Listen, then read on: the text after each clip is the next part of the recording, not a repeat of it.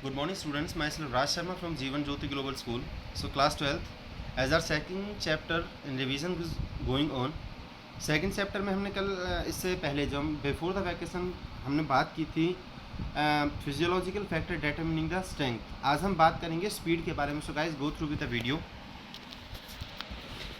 Dear students, as you can C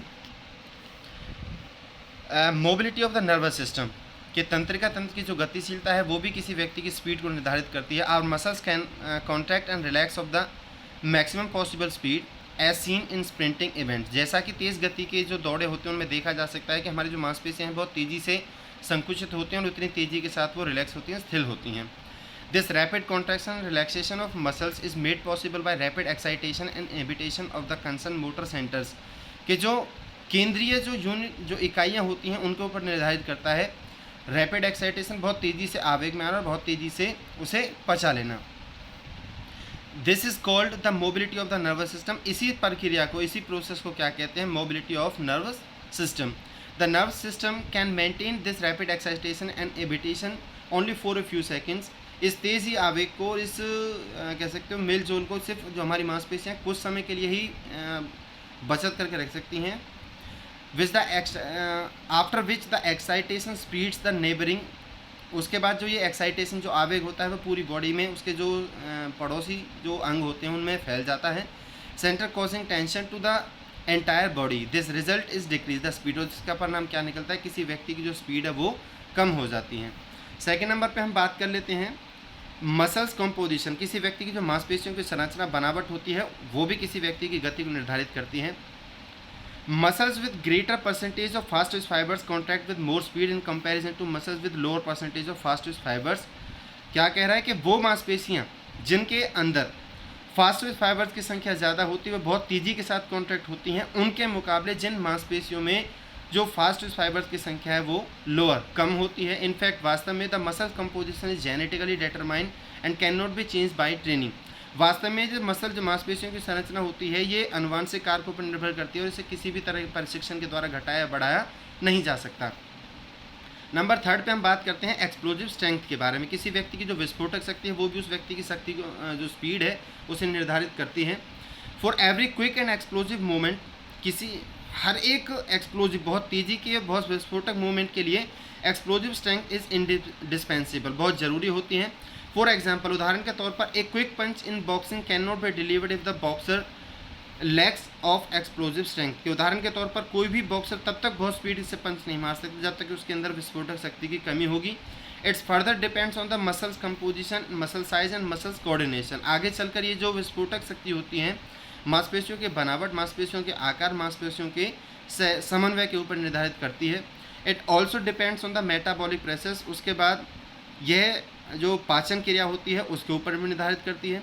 accept muscle composition the remaining factors can be improve through training which in turn will improve the speed to a limited extent. Muscle composition, मांसपेशियों की जो बनावट होती है उसे छोड़कर बाकी सभी कारकों को प्रशिक्षण के द्वारा बढ़ाया जा सकता है जिसकी वजह से आपकी स्पीड कुछ हद तक बढ़ जाती है. The relative proportion of fast twitch fibres and slow twitch fibres determines to a large extent the maximum possible speed with which a muscles can contract. के जो प्रोपोर्शन होता है, जो कहते हैं आपस में जो रेशो होता है फास्ट ट्विच फाइबर्स और स्लो ट्विच फाइबर्स का, डिटरमाइंस वो भी निर्धारित करता है टू ए लार्ज एक्सटेंट, काफ़ी हद तक, द मैक्सिमम पॉसिबल स्पीड, किसी भी व्यक्ति की ज़्यादातर संभव जो स्पीड होती है उसे निर्धारित करते हैं. नंबर 4 पे हम बात कर लेते हैं फ्लेक्सिबिलिटी. जो शारीरिक लचक होती है वो भी किसी व्यक्ति की स्पीड को निर्धारित करती है. जैसे in fact good flexibility allows maximum range of movement without much internal resistance. वास्तव में किसी व्यक्ति की जो अच्छी उसकी जो लचक होती है, अलाउज का मतलब उसे परमिट करती है मैक्सिमम रेंज ऑफ मूवमेंट, किसी भी मूवमेंट को फुल रेंज तक लेके जाने तक without much internal resistance. Without का मतलब बिना किसी आंतरिक दबाव के, आंतरिक प्रतिरोध के. Flexibility also enables complete utilization of explosive strength. जो फ्लेक्सिबिलिटी लचक होती है वो विस्फोटक शक्ति को पूरी तरीके से यूटिलाइज करती है, उपयोग करती है. नंबर 5 हम बात कर लेते हैं biochemical reserves and metabolic power. जैव रासायनिक भंडार और चयापचय शक्ति. For maximum speed performance the muscles require more amount of energy at a very high rate of consumption. कि किसी भी स्पीड को निर्धारित करने के लिए, पाने के लिए, अपनाने के लिए हमारी जो मांसपेशियाँ होती हैं उन्हें बहुत ज़्यादा एनर्जी की मात्रा होती है, बहुत तेज़ पावर में। फॉर दिस पर्पज, इस उद्देश्य के लिए the phosphagen adenosine triphosphate ATP and creatine phosphate CP stores in the muscles should be enough. मांसपेशियों में जो स्टोर होते हैं, छुपे होते हैं, इकट्ठे होते हैं, उनकी मात्रा बहुत ज़्यादा होनी चाहिए। If ATP and CP store is less in contracting muscle, अगर संकुचित मसल में एटीपी और सीपी की मात्रा बहुत कम है, the muscles contraction due to insufficient supply of energy become slow after some time. तो बिना आपूर्ति एनर्जी, बिना ऊर्जा की आपूर्ति की वजह से ये जो मसल्स का जो संकुचित होना होता है वो बहुत मतलब कुछ समय के बाद वो कम हो जाता है, ख़त्म हो जाता है। This supply also depends certain enzymes which increase the metabolic power. इसके अलावा ये जो एनर्जी की सप्लाई होती है कुछ एंजाइम्स के ऊपर भी निर्धारित करती है।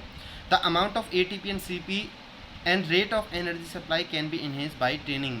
ये एटीपी और सीपी की सप्लाई और एनर्जी की जो सप्लाई होती है उसे ट्रेनिंग के द्वारा बढ़ाया जा सकता है। ओके गाइस, सो ये आपकी हेडिंग कंप्लीट हो चुकी है। आगे हम फैक्टर में बात करेंगे फिजियोलॉजिकल फैक्टर डिटरमिनिंग एंड्योरेंस के बारे में। Okay, thank you.